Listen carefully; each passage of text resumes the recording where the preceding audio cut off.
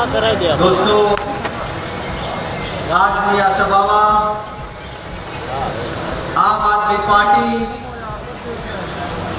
ક્ષેત્રીય બૂથ કાર્યકર નું જે મહાસંમેલન આયોજન કરવામાં આવ્યું છે ત્યારે હું મારી વાતની શરૂઆત એક એવા જય ઘોષથી કરવા માંગીશ કે ગુજરાતની અંદર જે લોકો પણ ખેડૂતો હોય, યુવાનો હોય, મહિલાઓ હોય, રત્ન કલાકારો હોય, પશુપાલકો હોય, મજૂર વર્ગના લોકો હોય, એમની સાથે અન્યાય અને અત્યાચાર કરે છે, આ અવાજ એમના કાન સુધી જવો જોઈએ.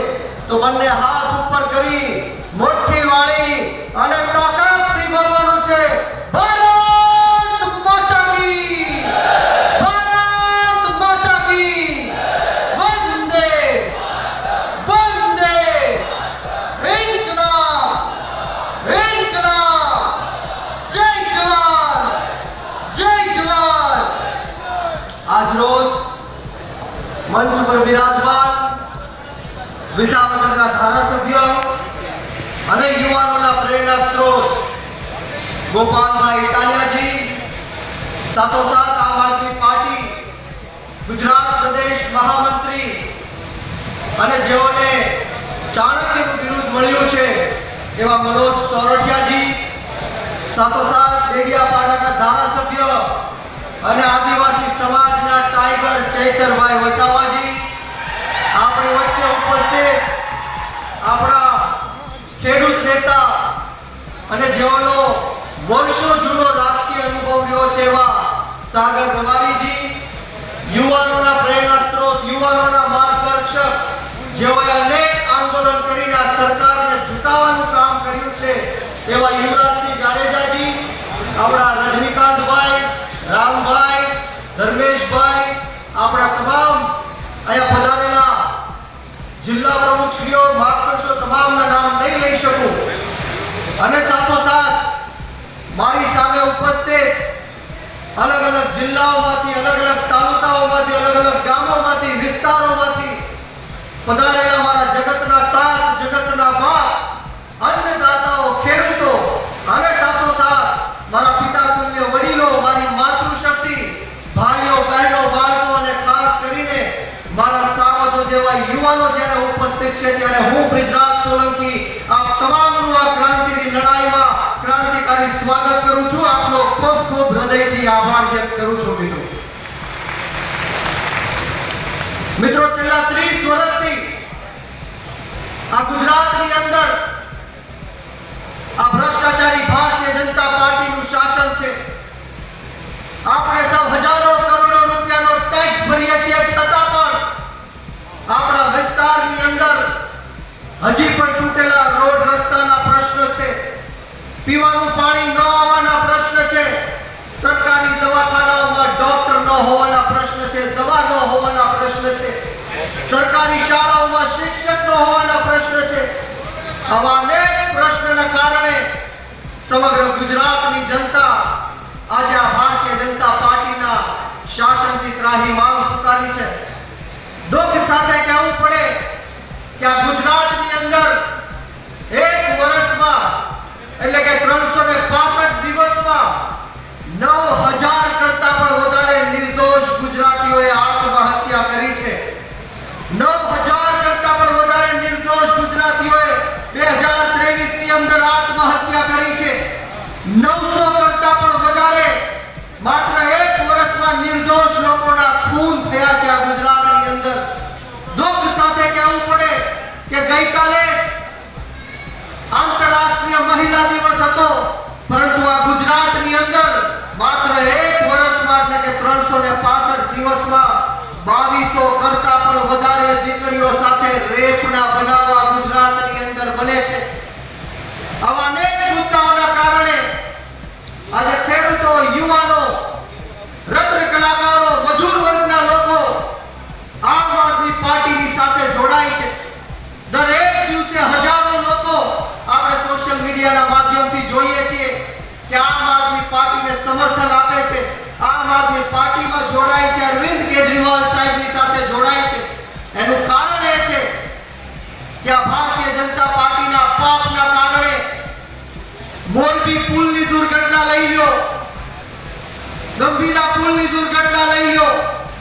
રાજકોટની અંદર ટીઆરપી ગેમ ઝોનમાં જે અગ્નિકાંડ થયો, સુરતની અંદર તખ્તશિલા અગ્નિકાંડ થયો, હરણી બોટકાંડ બરોડાની અંદર થયો, બોટાદની અંદર દેશી કેમિકલ વાળો દારૂ પીને અસંખ્ય લોકો મૃત્યુને ઘાટ ઉતર્યા. આ બધું જો કોઈના પાપના કારણે થયું હોય, બધું જો કોઈના ભ્રષ્ટાચારના કારણે થયું હોય, તો એનો જવાબદાર માત્ર ને માત્ર ભારતીય જનતા પાર્ટીના નેતાઓ છે.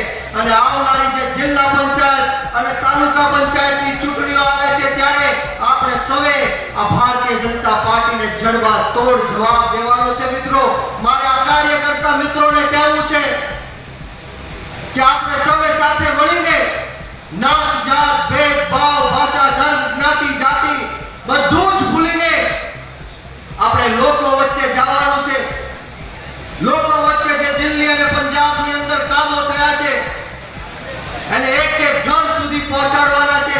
આજે હું તમને વિશ્વાસ આપવા આવ્યો છું, ખાતરી આપવા આવ્યો છું કે 2022 ની અંદર આમ આદમી પાર્ટીને 41 લાખ કરતા પણ વધારે મત મળ્યા, 5 ધારાસભ્ય ચૂંટાણા. આવનારી જે 2027 ની વિધાનસભાની ચૂંટણીઓ આવી છે ત્યારે કોઈના બાપની તાકાત નથી કે આમ આદમી પાર્ટીની સરકાર બનતા રોકી શકે. એનું તાજે તાજું ઉદાહરણ આપણે વિસાવદરની ચૂંટણી જોઈ. ભારતીય જનતા પાર્ટીને જો કોઈ હરાવી શકે તો એનું નામ આમ આદમી પાર્ટી છે. હું તમામ કાર્યકર્તા મિત્રોને કહેવા માંગીશ કે આપણે માત્ર 41 લાખ વોટરો સુધી પહોંચવાનું છે. જે 41 લાખ મતદારોએ આમ આદમી પાર્ટીને 2022 માં મત આપ્યા છે એમને પાસેથી ખાલી એમના ઘરના 4 મત નખાવજો. આ ભારતીય જનતા પાર્ટી 1 કરોડ અને 20 લાખના મતે સરકારે બનાવી છે ત્યારે ખાલી માત્ર 41 લાખ આપણા વોટરો એમના ઘરના 4 મત આમ આદમી પાર્ટીમાં અપાવશે ત્યારે આમ આદમી પાર્ટીની સરકાર બનશે. મિત્રો, આપણે કોઈ હતાશ થવાની જરૂર નથી, આપણે કોઈ નિરાશ થવાની જરૂર નથી. હું હંમેશ કહું છું कि लहरों से डरकर नौका कभी पार नहीं होती, लहरों से डरकर नौका कभी पार नहीं होती और कोशिश करने वालों की कभी हार नहीं होती. नन्ही चींटी जब दाना लेकर चलती है, चढ़ती दीवारों पर 100 बार फिसलती है, उसके मन का विश्वास उसकी रगों में साहस भरता है. चढ़कर गिरना, गिरकर चढ़ना ना करता है, आखिर मेहनत उसकी बेकार नहीं होती.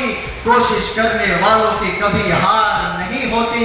असफलता एक चुनौती है, इसे स्वीकार करो.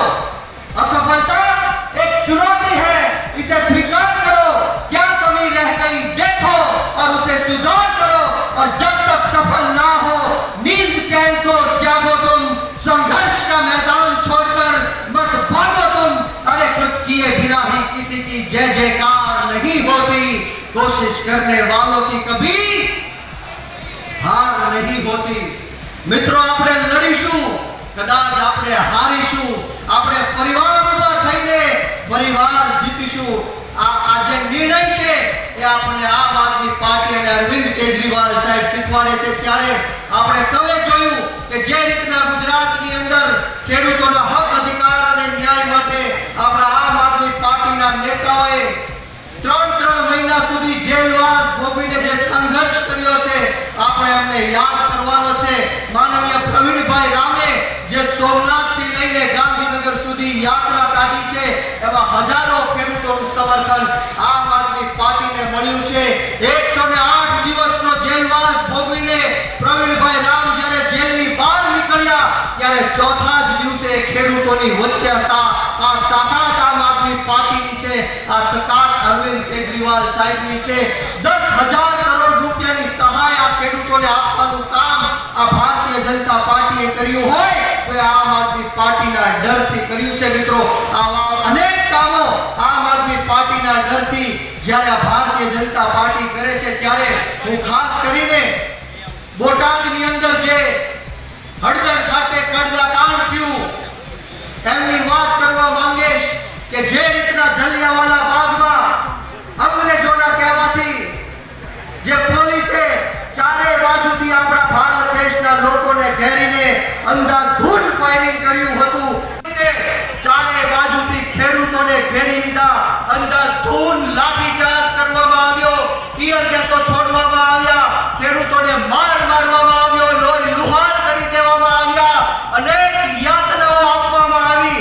એ બધી વાત તો દૂરની રહી, પરંતુ ખેડૂતોના ઘરમાં ઘૂસીને ખેડૂતોની માતા બહેનોને જે લોહી લુહાણ કરવાનું કામ કર્યું છે, મારવાનું કામ કર્યું છે, ગાળો આપવાનું કામ કર્યું છે, ત્યારે આપણે સૌએ આપણી આંખમાં જગાડવાની જરૂર છે કે જે રીતના અન્યાય અને અત્યાચાર આમ આદમી પાર્ટીના નેતાઓ ઉપર થાય છે, માનનીય ચૈતરભાઈ વસાવાને જેલની અંદર પૂરવામાં આવ્યા, યુવરાજસિંહને જેલની અંદર પૂરવામાં આવ્યા, આપણા પ્રવીણભાઈ રામને જેલની અંદર પૂરવામાં આવ્યા, આપણા અરવિંદ કેજરીવાલ સાહેબ હોય, મનીષ સિસોદિયા સાહેબ હોય, સત્યેન્દ્ર જૈનજી હોય, આ તમામ નેતાઓને જે જેલની અંદર પૂરવાનું કામ કર્યું છે. પરંતુ આ જાહેર મંચ ઉપરથી આ ભારતીય જનતા પાર્ટીના નેતાઓને કહેવા માંગીશ કે આમ આદમી પાર્ટી આંદોલનની કોખમાંથી જન્મેલી પાર્ટી છે. અમે ગરમ તપતી ભઠ્ઠીમાંથી નીકળેલા લોકો છીએ. અમે કોઈનાથી ડરવાના કે ઝૂકવાના નથી. વિશેષ વાતો નથી કરવી. આપ સૌએ જે મને શાંતિથી સાંભળ્યો તે બદલ તમામનો આ તકે હું ખૂબ ખૂબ આભાર વ્યક્ત કરું છું. એટલું સુંદર મજાનું આયોજન જે આયોજક મિત્રોએ કર્યું છે તે બદલ એમનો પણ આ તકે ખૂબ ખૂબ આભાર વ્યક્ત કરું છું.